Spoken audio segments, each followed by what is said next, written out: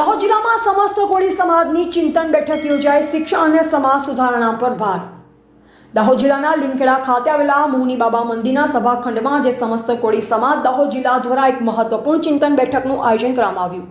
શ્રી મહેશભાઈ પટેલની અધ્યક્ષતામાં યોજાયેલી આ બેઠકમાં સમાજના ઉત્કર્ષ અને આગામી કાર્યક્રમો અંગે વિસ્તૃત ચર્ચાઓ કરવામાં આવી।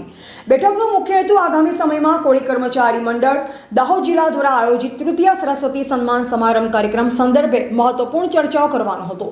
આ કાર્યક્રમને સફળ બનાવવા માટે દરેક તાલુકાના પ્રમુખ અને મંત્રીઓને ઝડપથી સંકલન કરી જિલ્લા ટીમ સુધી માહિતી પહોંચાડવા માટે આહવાન કરવામાં આવ્યું।